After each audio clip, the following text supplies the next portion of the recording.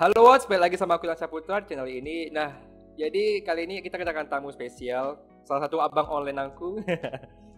Nah, nah kita, iya, kita punya apa ya, hobi atau apa gitu loh tentang dunia peridolan ya, khususnya JKT. Ya aku Nah, udah pensiun sih Am, cuman aku karena kamu masuk ya aku temenin aja. pengamat ya sekarang. Pengamat aja, pengamat. Nah, jadi Gak kan, serius-serius amat kok, santai aja. ya kita kan ketemu pertama kali kita tuh ketemu di waiting roomnya Shani. Betul sekali dong. Nah, tapi faktanya Di tuh, waiting roomnya ya, Sani tuh aku nanya gini kan. Halo teman-teman sekalian, ini dari mana aja nih? Semuanya matiin mic ya dong, tidak ada yang on mic. Yang on mic hanya Ilham doang. Kayak, saya bang, dari Medan bang. iya, Gitu. Jadi mantap banget nih Ilham. Yang lainnya nih, fans-fans Sani harus belajar komunikasi lagi ya. itu penting, itu penting. Udah nupir aja gue. Enggak, tapi faktanya tuh yang video call Sweet Dreams itu aku ngelihat abang juga. Tapi nggak nyapa. Enggak, karena di situ posisinya kalau nggak salah abang itu matiin kamera matiin hidupin gitu. Oh betul sekali. Masih kagok, masih Masih kagok. kagok ya. Soalnya aku ngelihat dari awal tuh ngelihat tuh, ini foto profilnya kok kayak dokter gitu kan. Jadi akhirnya yang ketiga lah kita baru saling menyapa. Oh ya, BTW saya pengen klarifikasi juga ya. Anjir udah klarifikasi. Jadi saya menggunakan profil picture pakai baju jas dokter itu di Zoom itu karena sekarang lagi pandemi, banyak laporan-laporan lewat Zoom, banyak seminar lewat Zoom, banyak pelatihan lewat Zoom. Jadi memang harus pakai jas dokter gitu, bukan pamer-pamer depan member. Saya dokter dong gitu. Iya, bukan untuk di waru ya. Ya dan aku juga nggak pakai huruf-huruf kayak kamu gini Ham 91285 itu nggak pakai aku. Ini kan apa? Oh, Ya kan? dari official. Wota banget ini, wota banget. Hei, Anda. Enggak, ini kalau misalkan aku zoom sama dokter ini aku hapus. Jadi ini karena ini ya udahlah, enggak apa-apa. Iya, aku tuh nggak pernah pakai itu. Jadi aku rename manual kalau misalkan mau video call gitu. So banyak yang apa? Temanku sih bilang, lu gaya-gayaan batu dokter, lu pamer jadi dokter kan gitu bos. Saya pakai Gmail saya bos, udah langsung ke synchronize kayak gitu. Oke, nggak penting, lanjut. Nggak penting, lanjut.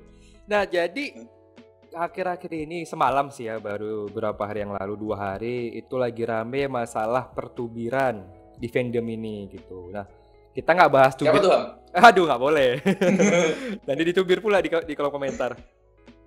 Nah, kita nggak mau bahas masalah tubirnya, itu biar kalian aja lah yang mau buat apa, bicara bahas apa. Ya penting kita pengen bahas dari sisi psikologi membernya. Pasti kan nggak mudah bagi mereka nih ya Bang Gan. Apalagi mereka itu udah kerjanya berat, bagi waktu sekolah, kuliah, terus ngedance, latihan, perform lagi.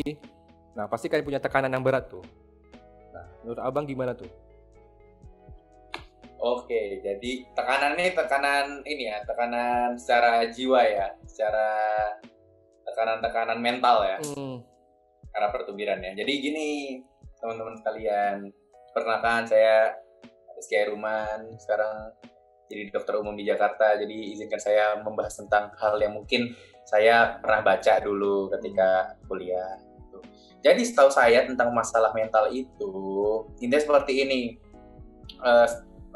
Stresor atau sesuatu yang menjadikan stres bagi jiwa kita itu, kalau dari yang aku baca tuh memang diperlukan dalam kita hidup, diperlukan supaya kita merasa hidup, supaya kita bisa mendapatkan optimal performance, biar kita lebih bergairah lagi, biar kita ada sesuatu yang bisa kita pelajari.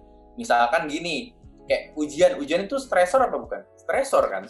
Tapi dalam jumlah yang cukup gitu, selama tidak berlebihan, itu menyebabkan kita eustress. Eustress itu adalah stres yang menyebabkan kita lebih produktif lagi. Intinya, stresor yang menyerang kita jangan sampai membuat kita distress. Distress itu stresor yang membuat kita menjadi lelah, unproduktif, terus jadi gangguan-gangguan, bisa nurunin imun juga, seperti itu. Jadi kalau kamu tanya tanggapanku terkait tubiran fans, menurutku selama ada batasnya, selama goals-nya itu untuk misalkan untuk membuat member ini jauh lebih baik lagi dan dalam porsi yang cukup, it's okay. Tapi kalau misalnya berlebihan, udah pakai kata-kata kasar, sudah menyudutkan orang, sudah terlalu banyak menggunakan kata kasar, udah terlalu banyak mendorong member ke ke situasi yang tidak mengenakan, itu yang jadi permasalahan seperti itu. Jadi intinya nggak apa-apa lah lo kontrol member tuh nggak apa-apa, tapi secukupnya aja, jangan berlebihan. Iya sih. Jadi kan kalau kita bicara masalah psikologi kan pasti ada nama MPE ya kan, mekanisme pertahanan ego, mekanisme pertahanan ego. Nah kan nggak semua orang tuh ada yang bisa menerima langsung dan bangkit. Nah ada yang langsung down, bahkan depresi hingga bunuh diri tuh kalau di luar. Nah untungnya Indonesia belum ada sejauh ini untuk idola-idola yang mengalami seperti itu. Nah jadi kan memang balik ke membernya lagi ya Bang kan, gimana cara menangani itunya. Betul. Jadi benar kata Ilham, kalau misalnya kita dalam menghadapi stresor, itu lo bisa dua hal yang bisa lo lakukan. Lo bisa MPE, mekanisme pembelaan ego, atau yang kedua namanya adalah berorientasi pada kerja kalau gue nggak salah. Jadi misalkan gini, ada yang bilang, Shani gitu, Shani, dance lo jelek banget sih. Kalau lo MPE, mekanisme pembelaan ego, itu ada banyak macamnya. Ada namanya rasionalisasi. Ya jelas lah, gue dance nggak bisa, gue juga dari kecil nggak pernah ngedance. Gue terlahir orang tua gue nggak ada yang dancer. Aku sama sekali nggak pernah sama sekali gitu. Nah itu MPE. Terus contoh MPE lagi tuh proyeksi ya. Proyeksi. Nah, iya gue jelek, tapi lihat tuh Yori lebih jelek lagi. Nah kayak gitu misalkan. Yori ya contohnya. Nah kayak gitu. Itu kan proyeksi. Nah kalau lo masih dalam bidang mekanisme pembelaan ego, lo nggak akan maju-maju. Maka lo harus berorientasi pada kerja. Misalnya bilang, Shan, kok dance lo jelek banget sih? Ya udah, lo perbaiki dance lo, latihan yang lebih sering. Pokoknya berorientasi terhadap suatu hal yang bisa lo lakukan. Seperti itu sih. Jadi balik lagi, gimana cara kita coping with stress ya adalah dengan cara sesuatu yang bisa lo lakukan gitu, lebih berorientasi pada kerja gitu. Jangan mekanisme pembelaan ego terus.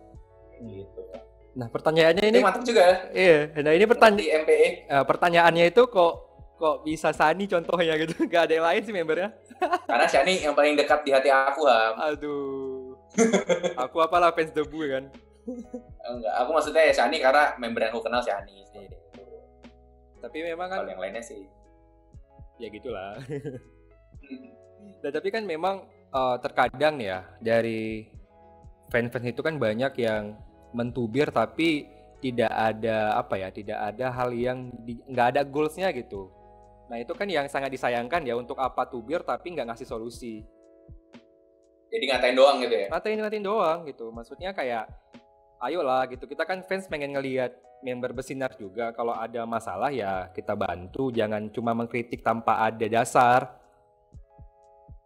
Betul. Jadi ini juga pesan juga ya buat fans dan juga buat para member, kalau misalkan kalian melihat ini. Jadi gini, kalau menurut aku sih balik lagi ke tadi, intinya kalau misalnya lo ngasih stresornya dalam jumlah yang cukup, itu bisa membuat member itu lebih bersinar lagi, bisa memboost performance-nya dia. Misalkan Shan, kok kamu kayaknya kalau teater kurang senyum ya, itu masih oke menurutku jadi masukan. Tapi kayak Shan, jelek lo udah, nggak mungkin ya Shan jelek. Nggak boleh, nggak mungkin. Nggak mungkin. Misalkan ya kayak gitu kan, yang suatu hal yang nggak ada juntrungan. Misalnya jelek lu, emang dasar lu tuh nggak dilahirkan untuk bisa dance, kayak gitu. Itu kan nggak masuk akal gitu loh komennya.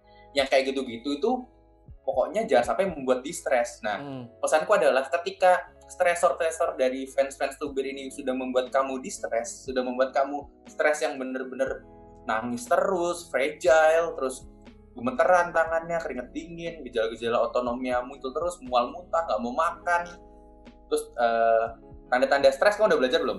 Tanda-tanda depresi gitu. Udah. Ada namanya trias depresi, anhedonia. Ketika lu sudah anhedonia tuh ketika kita tidak bisa senang terhadap kesenangan yang biasa kita lakukan. Misalkan gue biasanya senang kalau main bola. Tapi kok saat ini gue kalau main bola kok jadi lemes ya, jadi nggak sesenang biasanya ya, itu anhedonia.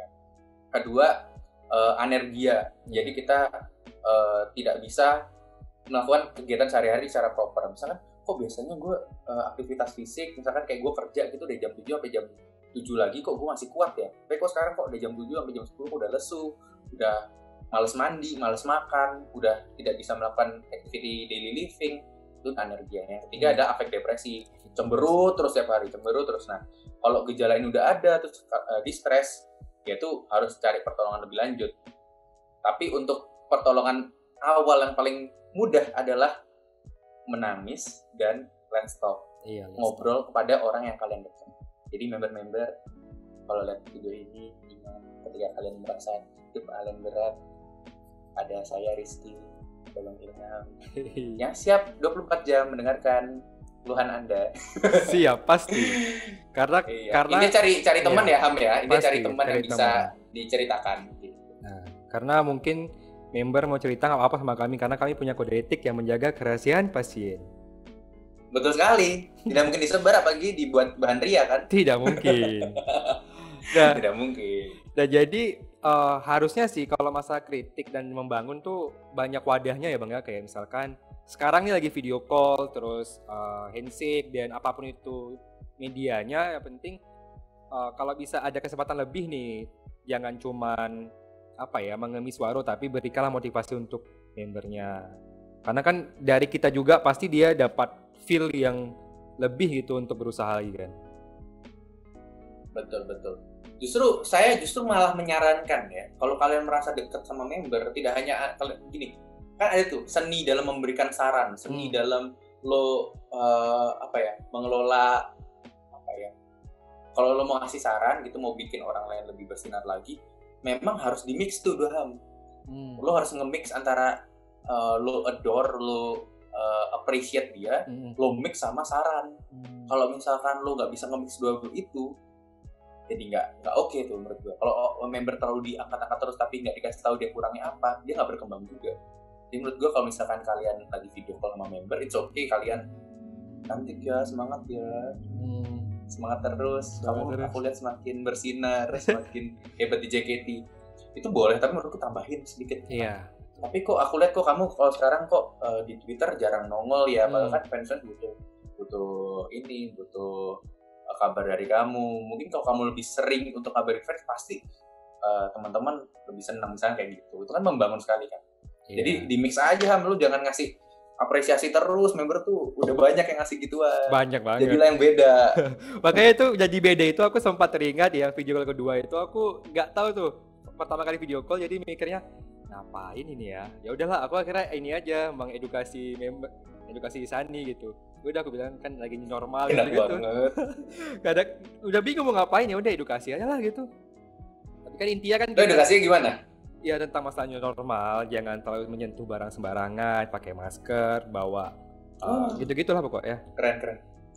Justru itu yang harus dilakukan. Aku juga sempat melakukan hal yang sama juga kok, kayak gitu juga. Cuman nggak waktu video call, karena aku merasa video call aku pengen yang lainnya. Iya.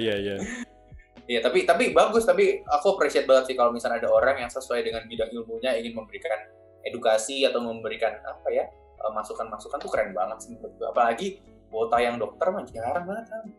Aku aja baru tahu ada abang ini. Kalau nggak tahu. Sebenarnya banyak ya, cuman iya diem aja. Diam. Nah tapi apa ya bang, ini nggak sih punya pengalaman nggak sih waktu misalkan ketemu member atau apa kan, kita sebagai tenaga medis nih pasti kan bisa ngelihat nih secara sekilas, oh ini punya masalah nih kayaknya. Anda mancing-mancing saya ya. Hey, Ilham, pancing terus. Oke, jadi saya akan membuka ini di sini. Jadi beberapa tahun yang lalu ya. Jadi ini saya tidak memberitahukan clue membernya siapa ya. Jadi beberapa tahun yang lalu itu saya sempat handshake lah ya dengan salah satu member JKT48 yang mungkin tubiran fansnya lumayan kuat ke dia ya. Seperti itu, dan dia menceritakan tentang keluh kesahnya, tentang dia tuh stres dan segala macam. Tapi kalau aku lihat dari appearance-nya dia, dengan dia ngomongnya geter, terus kayak takut, bergetar, terus tangannya dingin, kayak gitu. Aku tahu ya tangannya. Ya pokoknya gitu, dengan yang ada refleks-refleks autonomic nervous system yang udah mulai terpacu, terus tangannya gerak-gerak gini, terus gelisah segala macam. Aku udah merasakan ini memang dia stres yang bener-bener dia rasakan gitu. Kan zaman sekarang kan banyak yang gila gue stres banget nih, udah mau meninggal kayak gitu. Padahal dia ikut-ikutan hits saja. Maksudnya kan sekarang lagi banyak tuh self diagnose.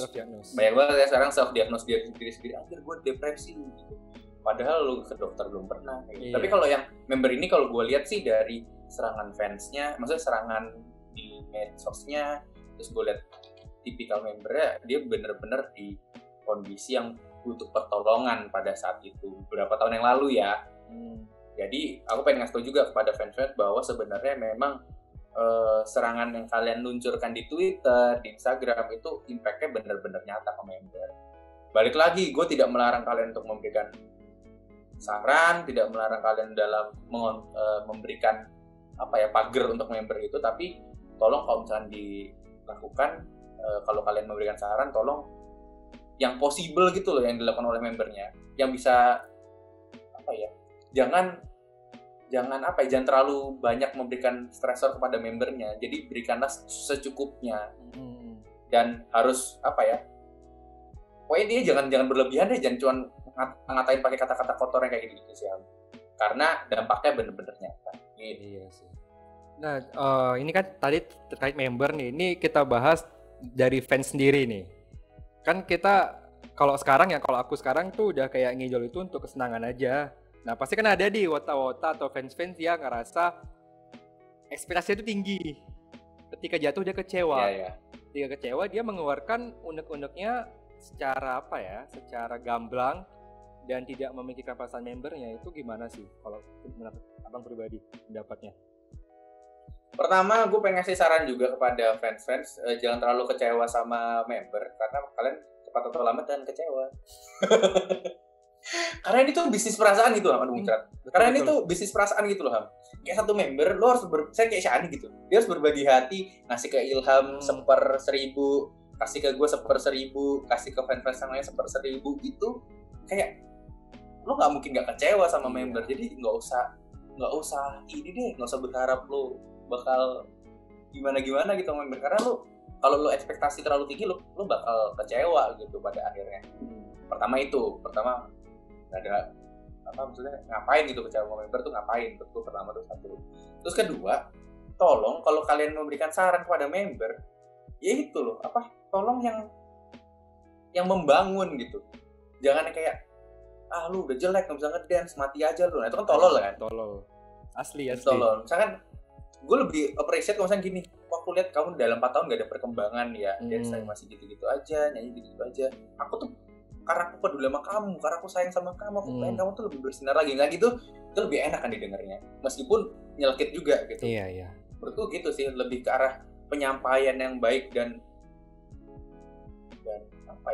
dengan cara komunikasi yang baik aja. Itu yang kedua. Yang ketiga, membernya sendiri. Kalau misalkan lo udah menerima terlalu banyak stres yang membuat lo di-stres, yang tadi gue jelasin, yang udah membuat lo jadi stres, yang membuat lo jadi nggak bisa, jadi lo fragile banget, yang bikin lo nangis setiap hari, ya udah ada fitur namanya block. Ada fitur yang namanya ya dimanapun itu, di Instagram maupun di ini, lo bisa ngeblok orang. Dan balik lagi, kalau misalnya lo udah merasakan hal seperti itu, udah nggak sehat bagi diri lo, udah ngerasa sakit-sakitan secara mental, balik lagi gue kayak yang tadi, psikoterapi suportif. Nangis lo sekencang-kencangnya. Yang kedua adalah cari orang buat cerita gitu, karena psikoterapi suportif yang paling ampuh sampai sekarang tuh namanya katarsis. Katarsis itu namanya ventilasi itu namanya ceritakan apa yang jadi keluh kesah lo kepada orang yang lo percaya. Bisa kepada orang tua, kalau misalnya orang tua kira-kira generasi orba tuh nggak bisa nerima kalau kesah, mungkin bisa sampaikan ke temen deket, bisa juga ke fans atau kita ya. Iya, betul sekali. Kalau sama kita nggak hanya membuat mereka katarsis atau ventilasi aja, tapi kita bisa memberikan sugesti, reassurance. Itu banyak psikoterapi support. Pokoknya semua kita kasih. Iya, karena kita kan dokter umum juga kan ada kuliahnya kan, ada cara menyamankan orang lain. Si. Tapi kok sama kita yang dokter umum nggak bisa, ya kita rujuk ke spesialis. Iya, pasti. Nah, kalau gitu loh, Ham. Iya, kalau aku pribadi sih balik lagi abang bilang udah kan, ini adalah bisnis harapan ya istilahnya. Member kasih harapan, kita ngambil kan gitu kan. Tapi ya jangan terlalu diekspektasikan tinggi. Nah, juga terus untuk para fans, anggap aja mereka itu sebagai idola dan kita fans. Nah, di luar itu ya udah lepas gitu. Jangan terlalu mencampur adukan urusan dunia dengan mereka juga. Jadi ya nimbrung idol dengan dunia ya nggak nyatu gitu. Dunia maya, dunia nyata ya nggak nyatu gitu.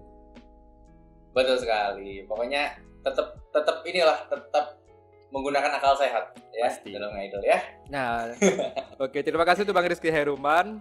Nah, jadi siap, mantap. Selanjutnya kita mungkin ada konten lagi ya Bang ya, bahas gini juga ya. Ya kalau intinya gini, kalau ada request atau saran mungkin bisa di komen juga di YouTube-nya Ilham. Bisa juga kalau misalkan ada member yang mengeluhkan sesuatu hal yang terkait bidang medis, mungkin kita akan bikin konten lagi. Siap. Member bertanya, kita menjawab. Siap sekali dong. Siap sekali. Siap. Jadi intinya untuk para member tetap semangat ya. Kalian pasti kuat kok. Kalian udah ditempah cukup lama untuk mengatasi masalah ini gitu. Nah, intinya tetap semangat untuk Sani pula, untuk semuanya. Untuk semangat untuk semuanya, jangan patah semangat. Anggap aja tubiran itu jadi motivasi kalian untuk lebih baik lagi. Gitu. Terus untuk para fans, dukunglah idola kalian secukupnya, sepantasnya, yang masuk akal. Jangan sampai mengorbankan hidup kalian juga. Kalian punya mimpi loh ke depannya, bukan cuma member aja gitu. Betul sekali. Fokus sama diri sendiri dulu bos, baru sama orang lain. Anda betul. Makan susah, masuk lagi.